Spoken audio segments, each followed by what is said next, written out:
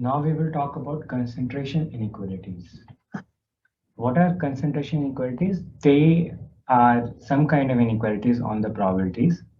They provide bounds on how a random variable deviates from some given value. It can be typically seen as where we are interested in the deviation from its expected value. For example, if x is a random variable, its mean is 3, someone can ask you what is the probability that its value is plus minus 1 of its mean value. So it's between 2 to 4.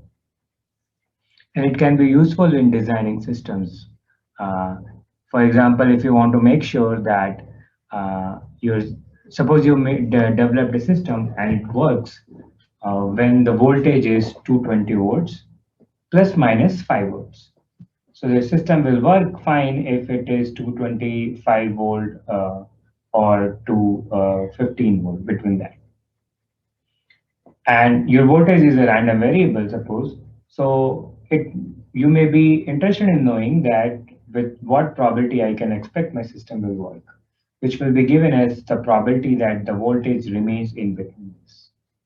So if the distribution is known, if you exactly know the distribution of this voltage, the exact deviation probability you can compute. Right? Knowing the distribution, you can exactly calculate what is the probability the voltage will be between these two values.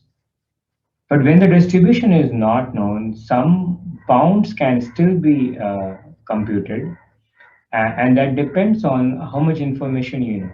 Suppose, do you know the if you need know the mean of the random variable, if you know its variance, uh, you can make a guess or you can make a bound on this probability of deviation. So we are going to learn about some of these inequalities which are widely used. So first one is known as Markov's inequality. So in this we assume that x is a positive random variable, and then we say that if in that case the probability that this random variable is more than t, okay, t can be anything, any value. So probability that x is more than t is upper bounded by the mean divided by t.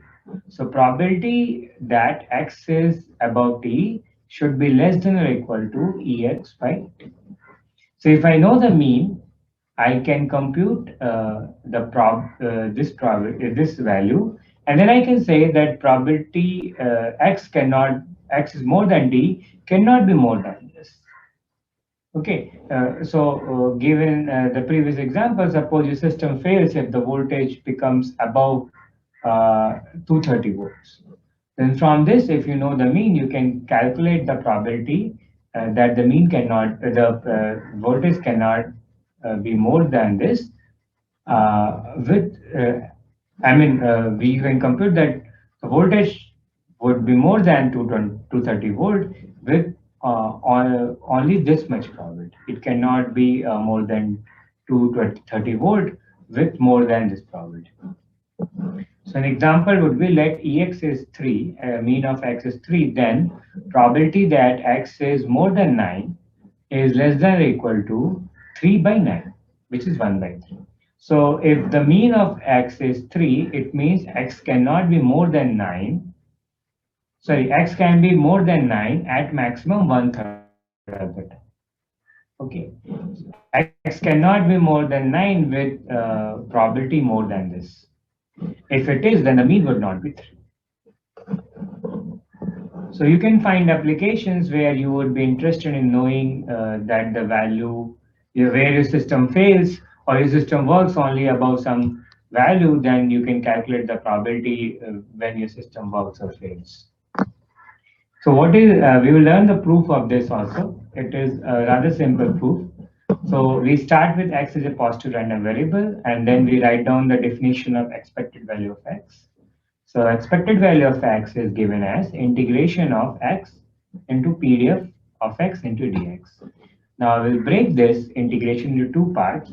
One is from 0 to t and then t to infinity. Okay, that's not going to change the value because we are just still covering the full region. We're just breaking the integration into two parts. Then we can say that both are positive values because x is positive, the PDF is positive, so the integration are positive.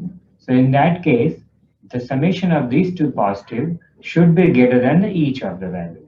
So I will say that this summation is greater than or equal to this value. Okay, so I remove this part, and that's why I get a upper bound that this summation would be more than each individual summations, individual terms. Now let us focus on this integration. So what I get is Ex is more than or equal to this value. Now let us focus on this.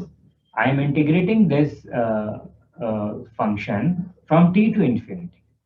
From t to infinity, x is above t, right? This is the interval where x goes from t to infinity. So in that case, the value of x would be, of course, more than t. So if I replace t instead of x, I would get a value which is less than this. Okay. So in other words, you can also see that x is more than t. So the integration would be, of course, more than this integration on t. So now here, this t does not depend on x, so I can take t outside, and what I get is integration of PDF from t to infinity. Now, integration of PDF from t to infinity is nothing but the probability that x is more than t. Okay, here fx is the PDF of x. So if you integrate PDF from t any interval, you get the probability of that interval. So you get the probability that x belongs to t to infinity, which is same as probability that x is more than t. So this is what you get. That then I take t and I took t from here and put in the denominator here. So I get ex by t should be greater than or equal to probability that x more than t. So this is the Markov inequality that probability of x greater than t is less than or equal to ex by t. Another inequality we will see is Chebyshev inequality. So first, we would see that this is a general random variable, right? So anything which is a positive random variable for Markov inequality will work for that. So suppose we are interested in computing the bound for variation around the mean, right? So in particular, I want to ask if x is a random variable and its mean is mu, what is the probability that the random variable minus mean is more than 2? Okay, so this is what is the probability that random variable takes value more than t deviation away from the mean, both in the positive and the negative. So to evaluate this, we want to convert it to the Markov inequality form. So let us consider another random variable y equal to absolute value of x minus ex. Okay, this is a positive random variable because this is an absolute value, and the mean of y would be 0 here. Sorry, no, mean of y would not be 0. Y is equal to x minus 6. Okay, so this is a positive random variable, so I can apply Markov inequality on that. So using Markov inequality on y, we can write that probability that y is more than t is less than or equal to ey by t. Okay, and ey is nothing but e of x minus mu by t. So I get that probability that x takes more than t deviation, x is more than t deviation away from the mean should be less than or equal to ex minus mu by t. So here for the deviation, you need to know the expectation of this. Okay. If you know this, then you can compute this bounds and this probability. Now you can see that there is no restriction on what kind of y I can take. And if I take a different y, I will get a different kind of inequality, right? For example, let us take y equal to x minus mu square instead. So in that case, also if I apply Markov's inequality, I get probability that y is more than, suppose I say y is more than t square, then that will be equal to less than ey by t square. Okay, and what is y? Y is x minus mu square. So this become probability that x minus mu square is greater than or equal to t square, and that should be less than e of y, which is e of x minus mu square divided by t square. Okay, so this square would be inside this. This is a typo. 2 should be inside this. Then E of x minus mu square would be nothing but the variance of x. So this will be variance of x by t square. So now instead of saying x minus mu square is greater than t square, I can just say x minus mu is greater than t. These are two, they are equivalent to each other. So this means probability that x minus mu is greater than t, sorry, probability that absolute value of x minus mu is greater than t is less than or equal to variance of x by t square. So this is known as the Chebyshev inequality. So if I know the variance of x, I can put in here, I will get a bound on this. So if you recall the original problem, when we say, suppose the voltage mean is 220 volt, and your system will work if your voltage is between 215 and 225. It means the system will not work if it is more than 5 away. So if I know the variance of the voltage, then I can put it here, and then I can compute the probability that x minus mu is greater than t.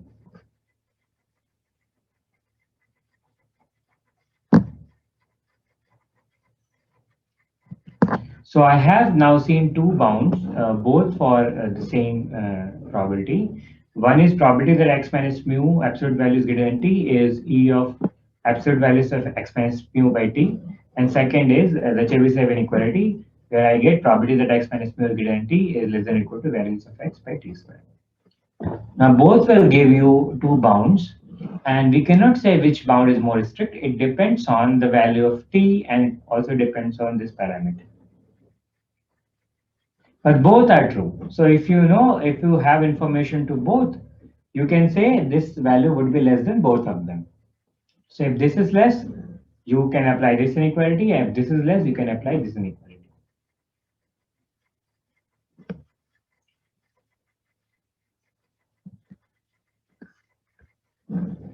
Now in the previous example, we have seen that we can do any kind of function of x.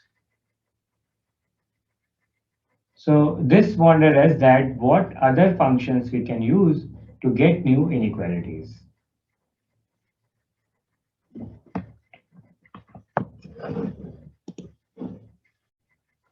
So let us take a random variable which is function of x in the following way. Y is given as e to power sx, where s is some constant. So now if I apply Markov inequality on y, I get probability that y is more than small y is less than or equal to expected value of y divided by y.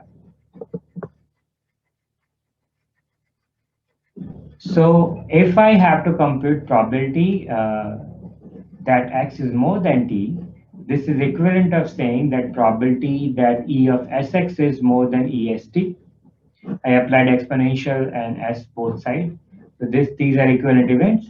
So probability of x greater than t is equal to probability that E of Sx is more than EST. Now this is y. So this is probability that y is more than EST. And I know the Markov inequality that probability y is more than y is Ey by y. So less than Ey by y. So I will apply this to get this should be less than or equal to expected value of y, which is expected value of e to power sx divided by e to power st, which is y. So this is a common inequality bound we got, that probability that x is more than t should be less than or equal to E of Sx divided by E of St. Now for different values of s, you get different bound. Okay, and each s is a valid will give you a valid bound.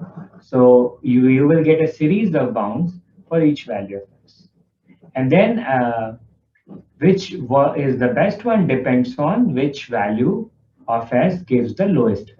Okay, so note that for every possible s, you will get one upper bound, and they are all valid. So the more strict bound would be stricter bound, the most strict bound would be which is the lowest one. Okay, so probability that x is more than alpha is equal to E of Sx divided by e to power s alpha, and then You can say, and the other form, you can say probability that x is more than alpha is less than or equal to mgf, because this is mgf into e to power minus s alpha. This will go up. So if I know the moment generating function, then I can also compute this bound. And this is true for all values of s. So we should choose that value of s for which the bound is the lowest one, which will give you the most strict bound. So this is the bound we got, and our goal is to minimize this left hand side over s so that I get the most strict bound.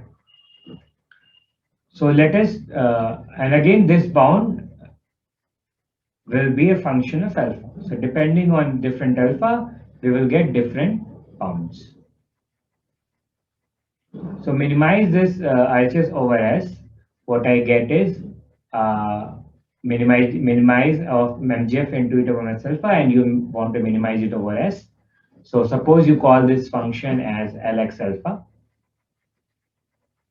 Okay, so Lx alpha should be a function of alpha, because this minimization will depend on alpha, and this is also a function of random variable distribution. So each different distribution will have different Lx. Okay, so if you look at this, it just says that for different values of alpha, you get a different type of bound. So now I say probability that x is more than alpha is less than or equal to Lx alpha, and this is minimum of exponential of log mgf minus SL. So what I did is I took a log of this. So mx alpha is also equal to e to power log of mx, and then I took the this product. I take the exponential outside. So this becomes exponential of log mxx minus S alpha.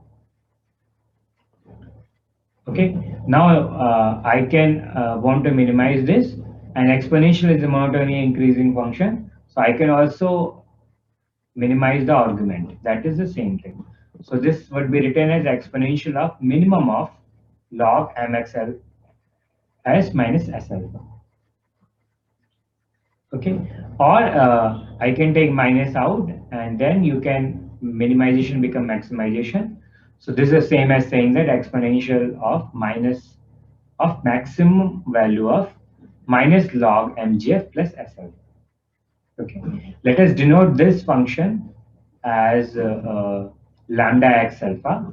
So what I get is lambda x alpha is equal to maximum of S alpha minus log mgf at S evaluated at x greater than 0. So the probability that x more than alpha is less than or equal to exponential minus log x alpha. Okay, so this is the bound we got. Only thing is remaining is to compute this lambda x alpha, which will depend on alpha and also the distribution of x.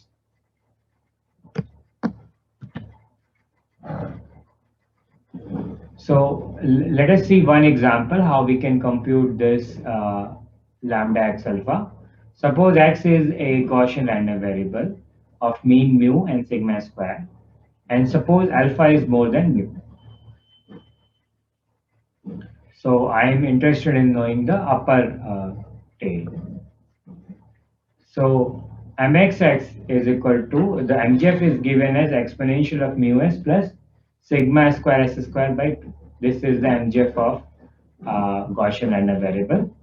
And then the lambda x would be equal to, by definition, is maximum of S alpha minus log of mgf. So if you take log, you will just get mu s minus mu s minus sigma square by 2. So I want to maximize this function with respect to S.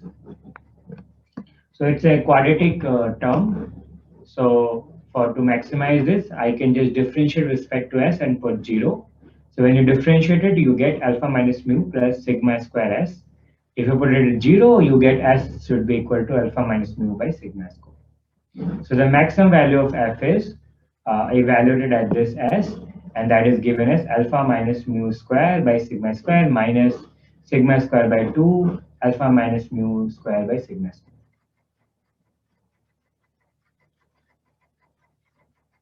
So it should be sigma 4. So once you solve it, what you get is it should be equal to alpha minus mu square by 2 sigma square. When you put it this value back, the bound you get is probability that x is more than alpha is less than or equal to exponential minus alpha minus mu square by 2 sigma square. So this will be the kind of Chernow bond for Gaussian random variable. The general Chernow bond is given by this equation, and then for different distribution you can compute this lambda x. We'll now talk about convergence of random variables. So why do we need to study the convergence of random variables? So here in convergence, we are talking about that there is a sequence of random variables, and I want to look at this sequence in changes with time or with m value index. How does it behave as asymptotically? So one example can be if you have indicator to denote some events, and then you are doing this event in sequential in time, then I want to understand whether an event occurs infinitely often or not, right? So means after a time, if I look at it a very large time, does the event will again happen after the time or not? Similarly, sometimes we need to apply central limit theorems to understand how does the sum of very large number of random variables behave, right? For example, there are a large uh, class, and you want to understand how does a particular metric or random variable behaves over this class. So also to understand the limiting characteristics of large system, for example, suppose there is a region of radius r and there are different xi transmitters, and the received power at the origin is given as transmit power into xi to power minus alpha. And total power at the center is summation over all those emitters. And if I take this area r, then I get this random variable yr. Now the question is, as this r increases, how does this random variable behaves? Does it become constant or does it take a finite value? That is something which we can know by studying the convergence of random variables. Also, when we talk about this estimation algorithms, we take some finite samples and we want to understand that if I increase the number of samples, how does this algorithms behave? Are we getting close to the desired value? That's another metric which we can talk about when the value which we're determining itself is random. Convergence limits are also key to defining derivatives and integrals of random processes. Okay, so you can define derivatives and integrals of random processes, but they are also defined by using the convergence definitions. So let us understand, if you talk about the convergence of numbers, right? So what is that defined? So if I take a sequence of numbers xn, I say they convergence to x. Basically, it means that so these are different sequences. As I change n, I get different values. This is x1, x2, x3, x4, x5. And I look at that as time passes, this value becomes more and more close to this value x. So at this time, if I want to find out that they are at max after this, right? And then after this line, they are within this boundary. And if I change more time, I can make a smaller interval where these values are contained. Okay, so if my goal is to be able to say that for any such interval, I should be able to find a n such that after that all the values are inside that. For example, if you look at this, I have set some epsilon.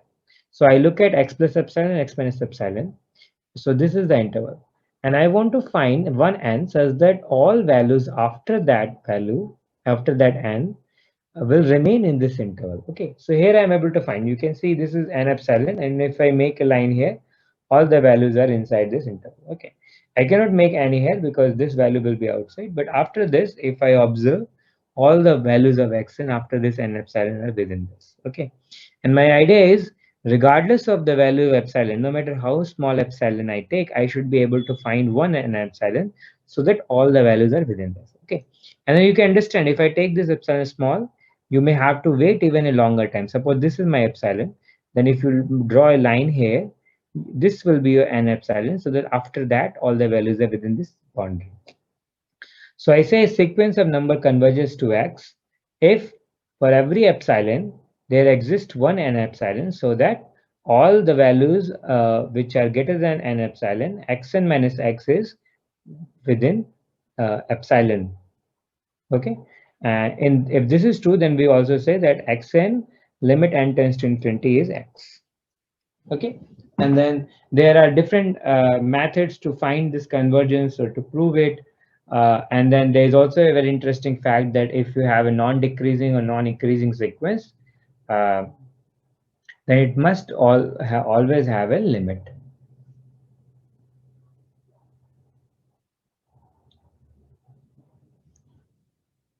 So now let's see.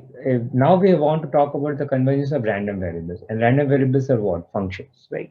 So how do I define the convergence of functions?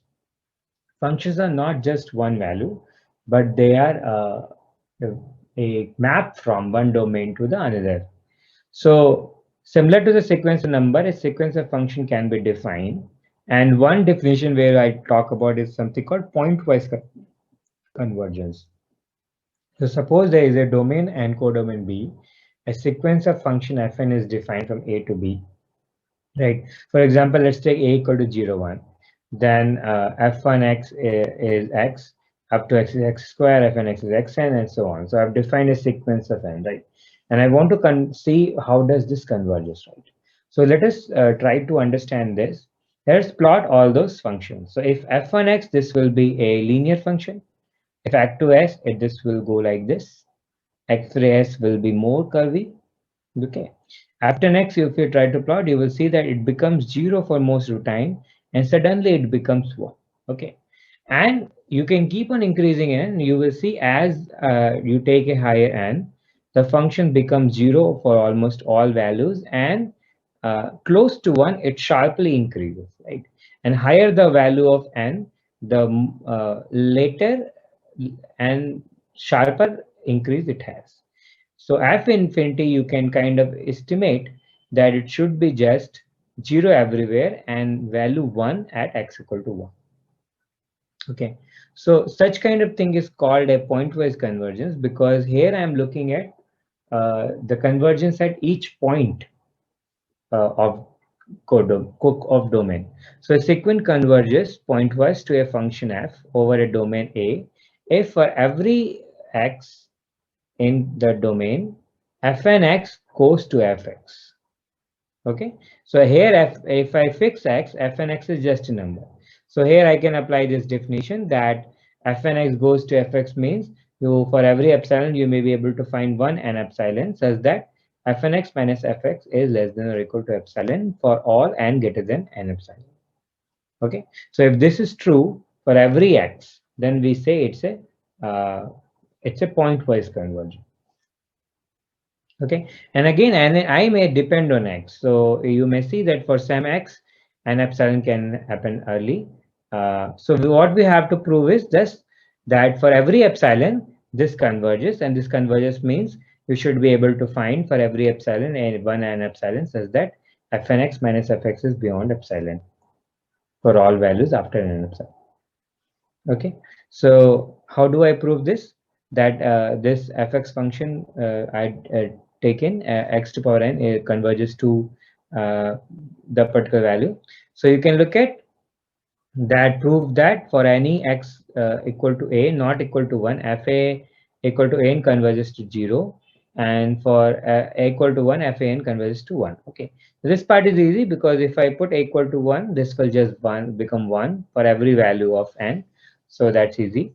And then for the first part, I have to prove that if a is not equal to 1, fan converges to 0. Okay, so for that I have to prove that for every epsilon greater than 0, an minus 0, so basically an is less than epsilon for all n greater than n epsilon. So all thing is remaining there. Just find a value of n epsilon such that if I when I put it, all an will be less than epsilon. Okay.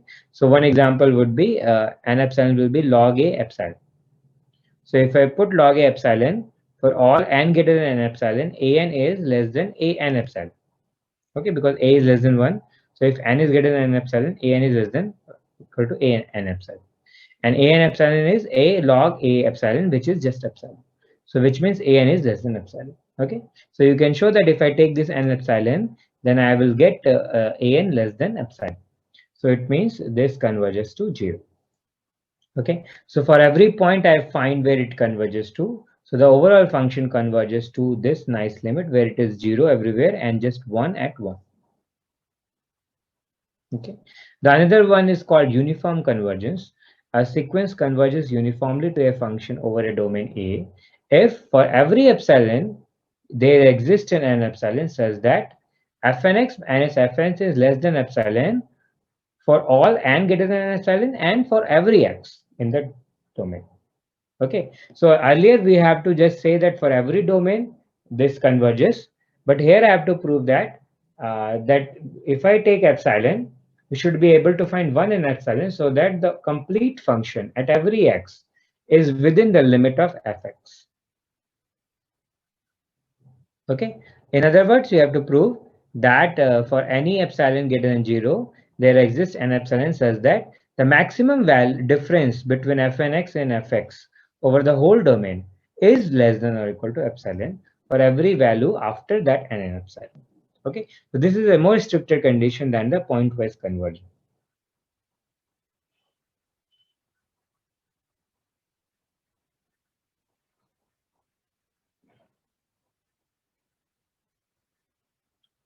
And in the past case, you can show that the function we have taken does not converge uniformly. So to prove that, what you can do is if you take any epsilon greater than half, less than or equal to half, and then you take any n epsilon, then you can always show that there exists one x, this x, where the value would be more than epsilon. So you are not able to find any n epsilon such that the difference is within the epsilon limit for every possible x. There will be at least one x which is just very close to 1 where the difference between 0 and the function will become more than epsilon.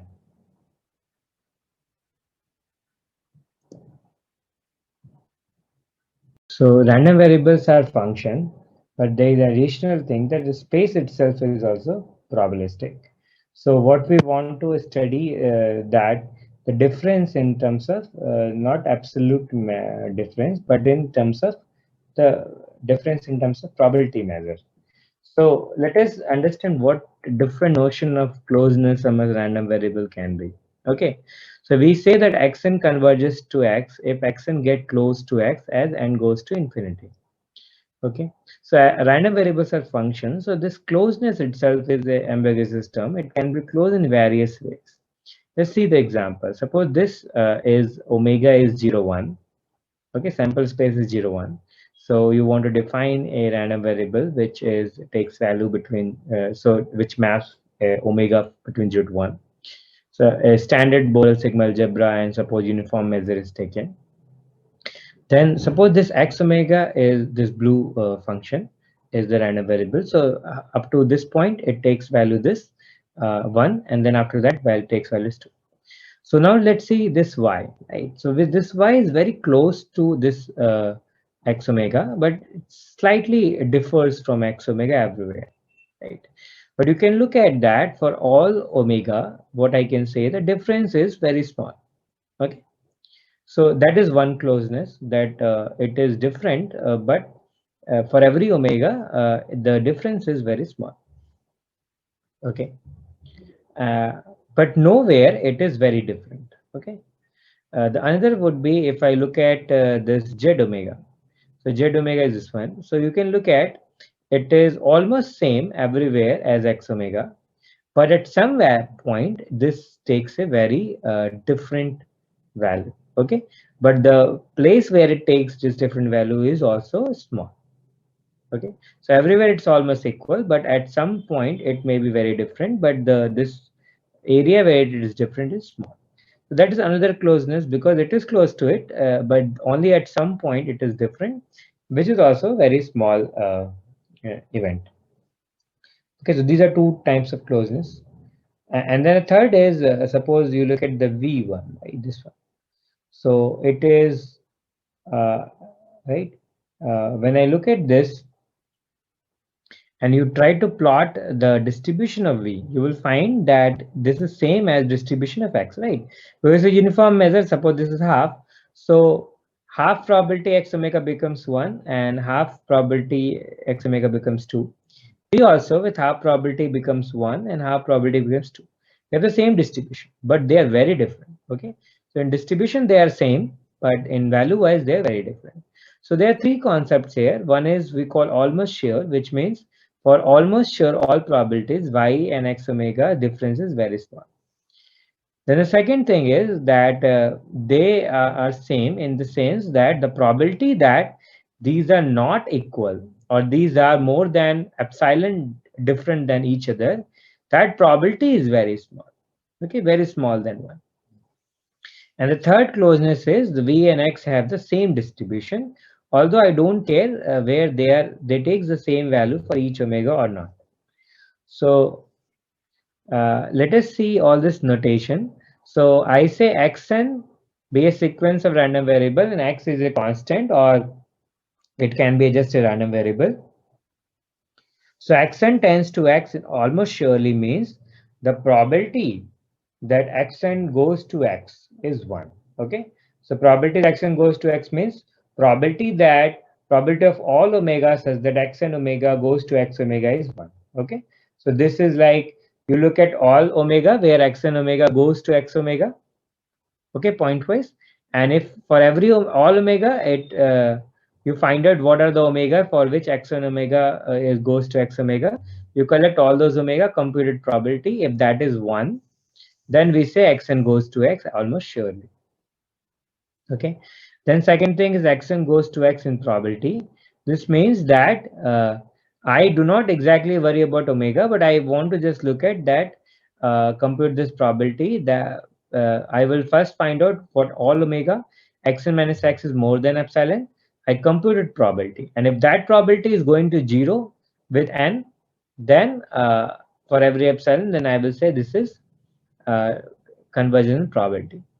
Xn converges in X in distribution means the CDF of Xn goes to Fx for every point X where this is continuous. So I will ignore some discontinuous point where Fx is discontinuous, but for all the point where Fx is continuous, this CDF of Xn should converge to CDF of X. Now there are two more convergence. One is called LV convergence, which means that the expected value of xn minus x to power v should go to 0 as n goes to 0. This is called the LV convergence. And a particular special type of is called the L square convergence, L2 convergence, which we also call the mean square convergence, which means expected value of xn minus x square goes to 0.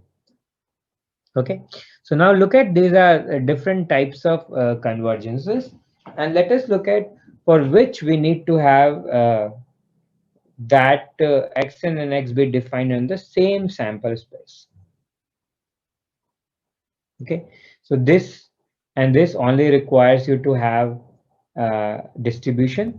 This also you only care about distribution. So these three does not require you to that x and x should be defined as same sample space, because they can be at a different sample space. Okay, here you have to measure x and omega and x omega for every omega, so you require them to be defined in the same sample space. If they are not, there no way they can be same. And similarly, you can think for this probability distribution also. We have some interesting results on convergence implications. Out of all 5 definitions we have looked at, we have this result that if something is almost sure convergence, then it implies the convergence in probability.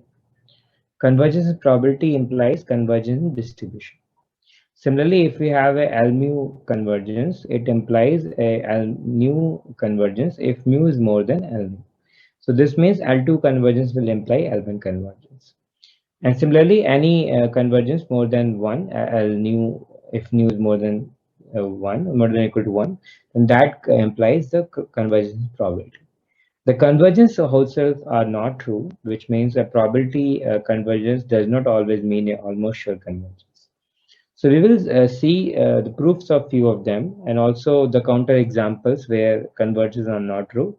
This will also help us to understand what different types of almost sure convergence and probability convergence examples. So let us see. Almost sure convergence implies the probability convergence. How do I prove this? So almost sure means that the uh, sorry, I need probability convergence. It means I have to prove that the probability that xn minus x greater than mu goes to 0, which means its limit is should be 0. So I start with this thing that probability that xn minus x is more than epsilon is less than or equal to probability that xm minus x is greater than epsilon for some m greater than less than or equal to n.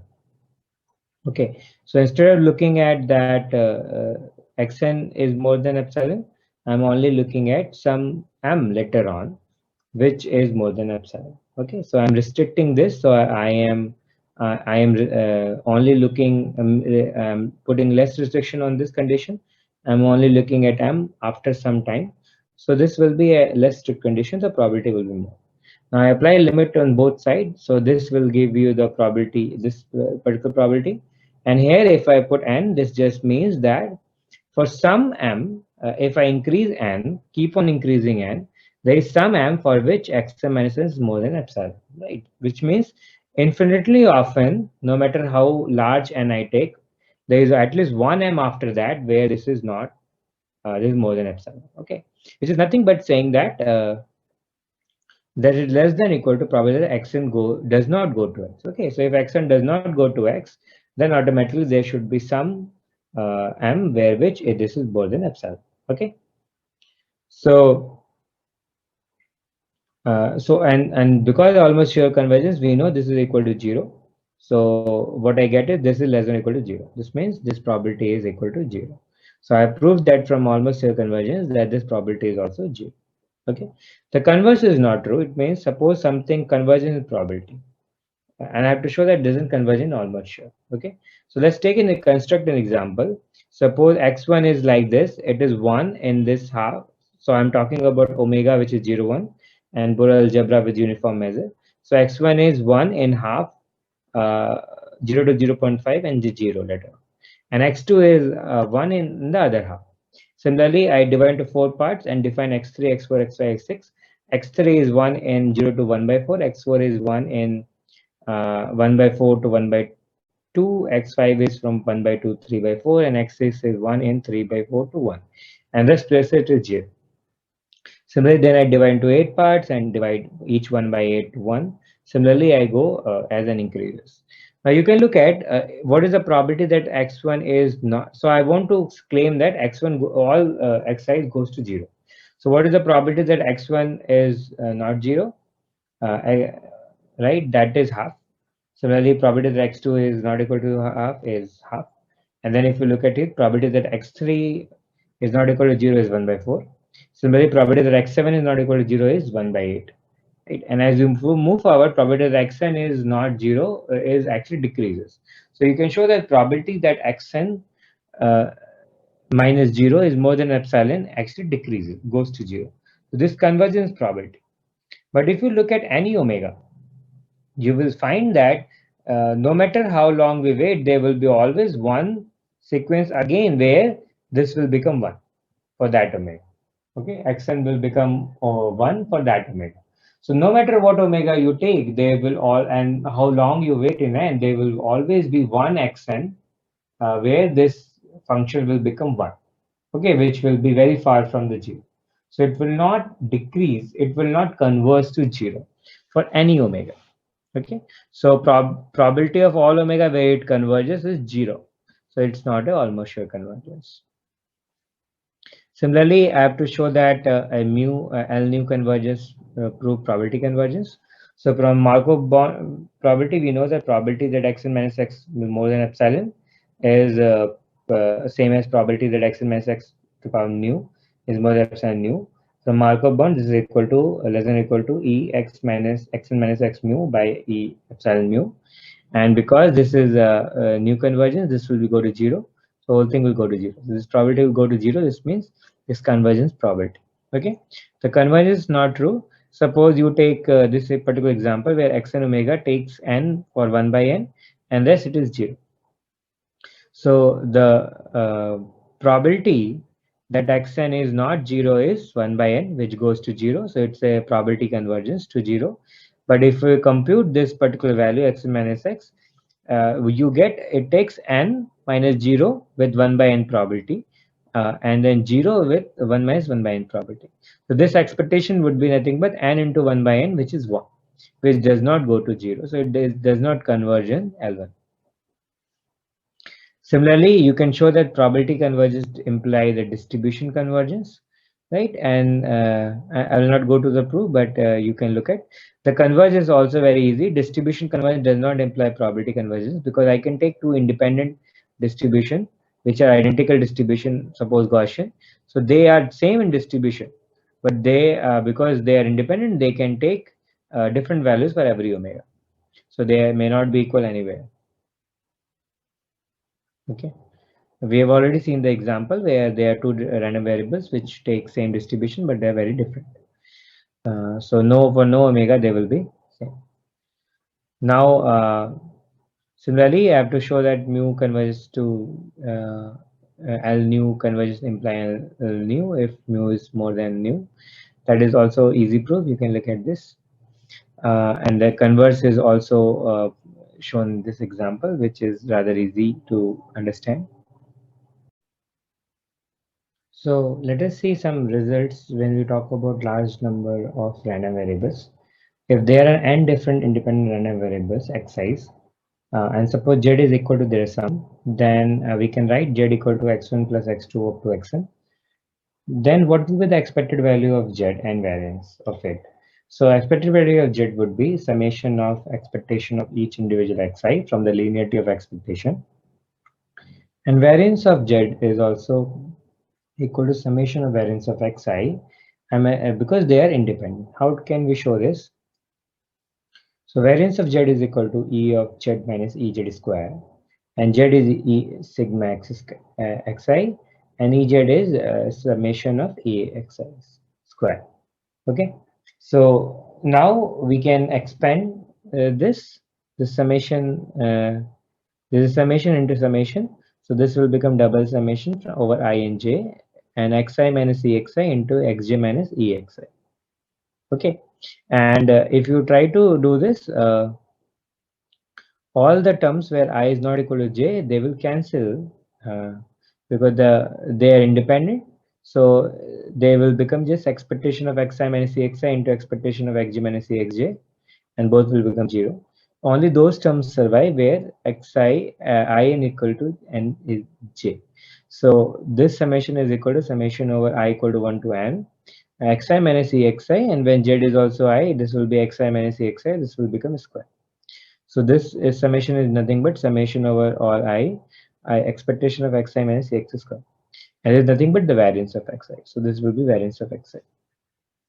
So if z now if you take z dash as the average summation of independent xi's, where zi is equal to summation of xi divided by n 1 upon nz, then you can show that expectation of z prime is 1 upon n of summation of Ez, which is a summation of exi, and variance of zi is 1 upon n square of variance of z. Okay, so you can just put this. If you scale by a, the variance will become 1 upon n square.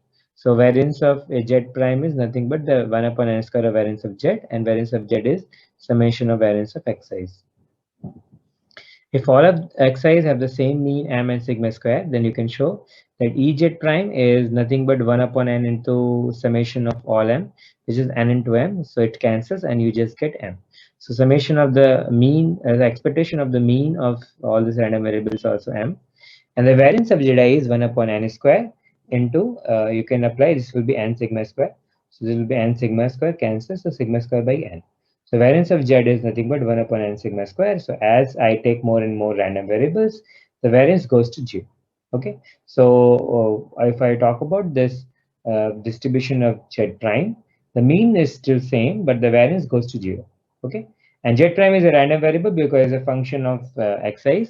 So when does a random variable have 0 variance? Okay. So whenever variance, remember the variance is expectation of x minus x mean square. So if it takes any value other than mean, it will have some variance. If the variance is 0, it means it doesn't take any other value than the mean. So it's constant at the mean. This means that as you take more and more random variables, the mean get concentrated on the mean. So the average of z prime concentrated on, so the average of, sorry, all xi is concentrated on the mean.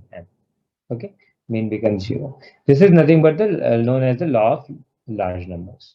So if you want to state this, we say that it's a weak law of large number, which means if xi up to xn are all independent and identically distributed random variables, then the average, the mean or the average of xi, the empirical average sigma xi by n, goes to mean of x in probability. Okay, so the empirical average goes to mean in probability, and this is known as the weak law of large numbers. How can we show this? So let's take En is equal to all omega such that Sn omega minus Ex is more than epsilon. Remember, Sn is nothing but the empirical average. So I'm trying to find all omega where the empirical average is more than epsilon away from the mean. So probability of En would be probability of all those omega where this is condition is satisfied. Now from Chebyshev inequality, we know the probability that y minus Ey greater than epsilon is variance of y by Ey square. Similarly, probability of En would be probability will be variance of this indicator divided by epsilon square. Okay, so sorry, I want to know where y here is Sn omega and E of y is Ex. We have already shown this. Probability that this is more than epsilon is nothing but the variance of Sn minus epsilon square. And variance of Sn is sigma square by n epsilon square, so which goes to 0. So this probability also goes to 0. So we can show that probability of En goes to 0 as n goes to 0. So this is convergence in probability. The strict law of large numbers says that in fact this Sn not only goes to in probability but also almost surely converges to the mean of x. This is known as the strict law of large numbers.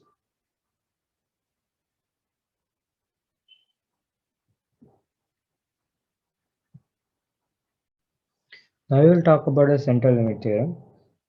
Suppose consider a particular random variable Tn, which is equal to summation of x minus axi divided by square root of n. Okay? So instead of the mean, I am talking about the ratio of root n. If you compute the expectation of this Tn, it will come out to be 0, because the expectation of each of term is 0. And the variance of Tn, if you compute, this will be variance of xi's divided by root n square, which is n. And this is nothing but n of variance of x, so this cancels out and we get variance of x. So variance of Tn is same as the variance of x. It's not going to 0, but it's a constant, and the mean actually is 0. So why this form? Basically in this form, earlier form we just get to 0, which means it's become constant. The mean become constant, the empirical average become constant. But here we are not getting a constant, but we are actually getting a asymptotic behavior or which is itself is a random variable which has non-zero variance. So so formally yi is equal to xi minus exi, so we can show ey is 0 and variance of yi is variance of y minus ey square, which is 0. So this is just ey y square, which is ex minus ex square, with variance of x. Right. And from this, what I'm defining is Tn is equal to sigma of yi divided by root n. Okay. So just that I'm just adding the central deviations of all x's and divide by root n. Let's compute the behavior. So I know the mean and the variance of Tn, but what will be the behavior of Tn? Let's compute the MGF of Tn to know the behavior of Tn. So the MGF of Tn would be expectation over all yi's of exponential sigma Tyi by root n. By definition, what Tn is root pi n by n. So expectation of Tn is E of Tn is e to power sigma yn by root n, which is this one. And then this summation will become product outside expectation. So I get a product of EYI is exponential Ty by root n. Now each of this is nothing but just the moment generating function of yi. So what I get is myi of t by root n, and then the product of n terms which are all equal. So I just get to the power n. Okay. So Taylor series expansion of this would be my t by root n will be my0 plus derivative of this into t plus derivative t square by 2, like this. So what I get is e1 plus 0 because the mean is 0, and then 80 square, and like this. Now if I take the power n, what I right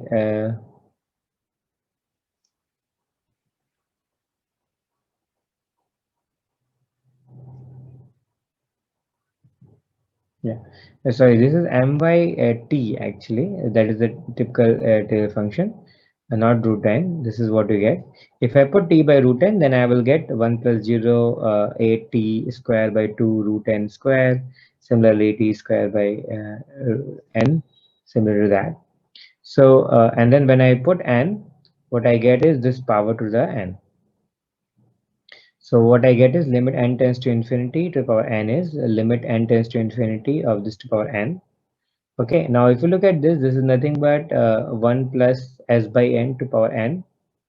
Okay, this is the whole thing is s, and this is nothing but the if you take limit n tends to infinity, this is nothing but e to power s. So what I get is e to power 8 square plus 2 plus some extra additional terms. And as n goes to 0, this term becomes smaller. So what I get is e80 square by 2. Okay. And recall this is nothing but the MGF of Gaussian random variable with 0 mean and variance sigma square. Okay. A here is variance of here.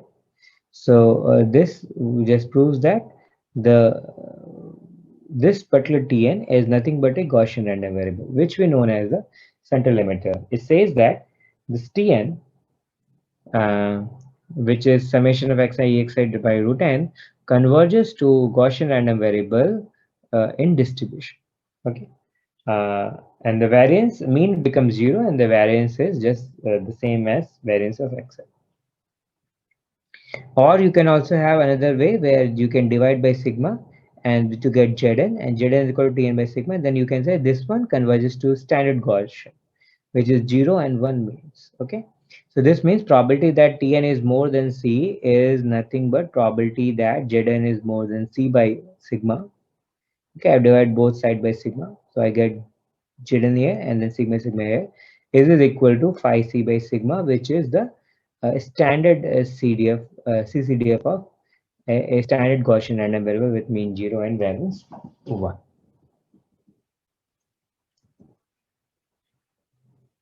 Let us understand the deviation of CLT. How we can guess the deviation of random variables from the central limit theorem. So if you see this Tn is more than C is if you apply the definition of Tn, this is sigma xi minus Cx divided by root n is more than C. That is given as sigma xi by root n is more than mean plus C by root n. So probability of Tn greater than C is this one. So this means this is also same. The probability that sigma xi divided by n is more than Ex plus C by root n. And if I denote this average as Sn, empirical average by Sn, then this will give the probability that the empirical average is more than Ex plus C by root n is phi sig by sigma. This is constant, does not depend on n. So this just means the probability of average, empirical average to be C by n more than the mean is given by this particular value. So as you increase n, with the same probability, the mean gets the deviation becomes in the order of 1 by root n.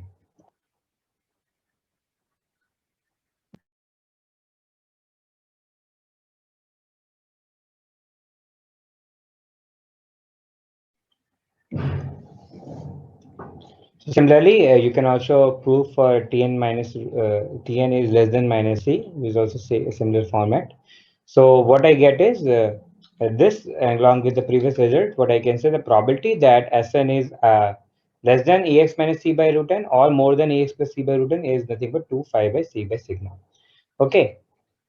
So this is another way to say the probability that the n average is more than C by root n away from the mean is given by this, or the probability that n average is not more than C by root n away from the mean is 1 minus this. So this gives us kind of a deviation, that how much the mean can, the average, empirical average can deviate from the mean. So this gives us also the concept of confidence interval. For any n, find an such that n average is within an limit of the mean with 90% probability. Okay, and this kind of help us to find how much sample size we should take so that our average is within the some fixed limits with some certain probability. So I want to know what is this value of n such that p uh, Sn minus Ex is less than An, greater than this probability is should be greater more than equal to 0.9, 90% probability. So find C says that 1 minus 2 phi C by sigma is 0.9. This will give me C is equal to sigma by 2 phi inverse of 0.1. This is independent of n. From this, I can say that the confidence interval is mu minus An, mu plus An, where An is given as phi sigma 1 sigma inverse 0.1 divided by 2 root n. Okay. So the confidence interval where the empirical average should lie with more than 90% probability is given by this particular distribution and this particular value. And you can see as n increases, this confidence interval becomes smaller and smaller.